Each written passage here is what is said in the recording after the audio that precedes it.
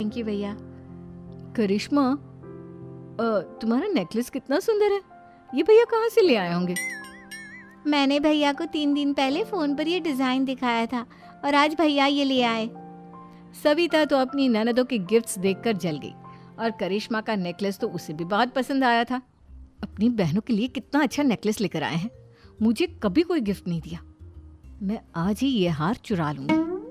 रात में सविता करिश्मा का हार चुरा लेती है और इसी तरह उसे अपनी ननदों की जो भी चीज़ अच्छी लगती वो उसे मांगती नहीं बल्कि रात के अंधेरे में चुरा लेती।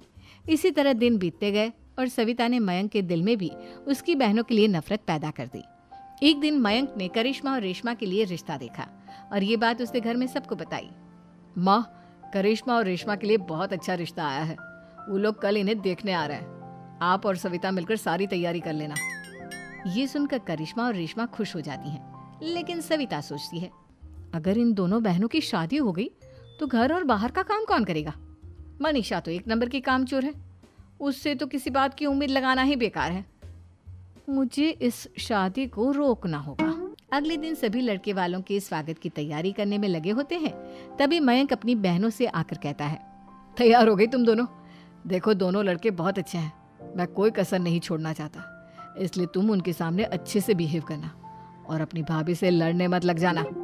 करिश्मा, तुम वो नेकलेस पहन लो ना जो मैं तुम्हारे लिए लाया था। भैया, मैं बहुत देर से वो नेकलेस ढूंढ रही हूँ लेकिन मुझे मिल ही नहीं रहा। क्या? तुमने नेकलेस खो दिया?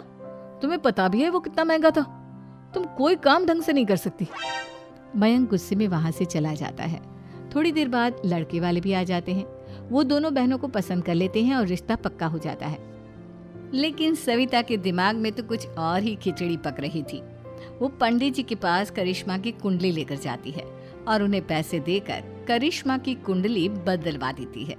जब लड़के वालों के पास करिश्मा की कुंडली जाती है तो वो दुर्गा को फोन करते हैं। बहन जी, हमने करिश्मा की कुंडली अपने पंडित जी को दिखाई थी।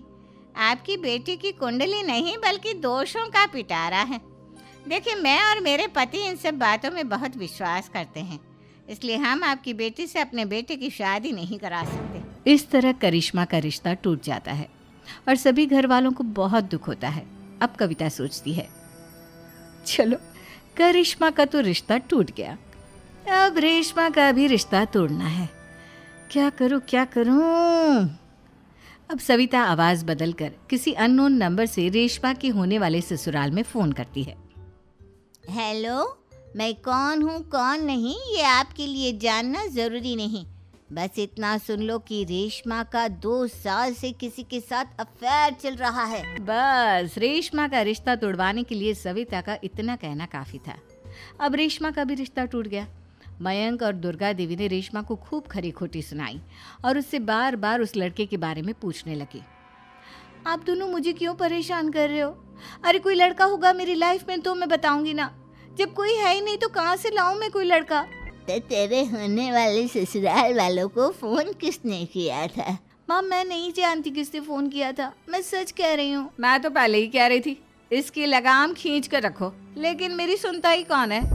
आप चुप रहिए भाभी, ये सब आपका ही किया धरा है। अब तीनों बहनों को विश्वास हो जाता है कि ये सब उनकी भाभी ही कर रही है। तीनों बहनें अपनी भाभी को सबक सिखाने के लिए एक वकील कर लेती है और घर में हिस्सा मांगना। देखो भैया, माँ बाप की जायदाद में जितना बेटों का हक होता है उतना ही बेटियों का, इसलिए इस घर के 4 हिस्से होंगे और हमें अपना हिस्सा चाहिए। मैंने तुम्हारे लिए क्या क्या नहीं किया और तुम इस घर में हिस्सा मांग रही हो? भैया, आप और माँ हम बहनों की कोई बात नहीं सुनते हो और भाभी हमारी शादी नहीं होने देगी क्योंकि उन्हें लगता है कि आप हमारी शादी में ज्यादा पैसा लगाओगे और उन्हें हम जैसी फ्री की नौकरानी कहाँ मिलेगी। तो हम भाभी के साथ तो रह नहीं सकते। हम बहनों को अपना हिस्सा चाहिए। अरे तुम्हें शर्म आनी चाहिए अपने भाभी पर ऐसा इल्जाम लगाते हुए। वो तुम्हारे बारे में कितना सोचती है। हाँ माँ, भाभी हमारे बारे में बहुत सोचती है। दिन रात बस यही सोचती रहती है कि किस तरह से अपनी तीनों ननदों को परेशान करूं और कभी मुझे पढ़ने भी नहीं देती। दोनों बहनों का रिश्ता भी तो इन्होंने ही तोड़वाया है और रात में हमारे कमरे में आकर हमारी चीजें भी चुराती हैं। इसी तरह सविता की तीनों ननदें अपनी बात पर अड़ी रही। अब कोर्ट में तारीख भी शुरू हो गई। जब सविता को लगा कि उसकी तीनों ननद इतनी आसानी से नहीं मानने वाली, तो उसने अपने पति और सास को सारी सच्चाई बता दी और अपनी तीनों ननद से माफी मांगी। मयंक और दुर्गा को भी अपनी गलती का एहसास हो गया। अब सविता खुद करिश्मा और रेशमा के लिए अच्छा रिश्ता ढूंढती है और उनकी शादी करवाती है।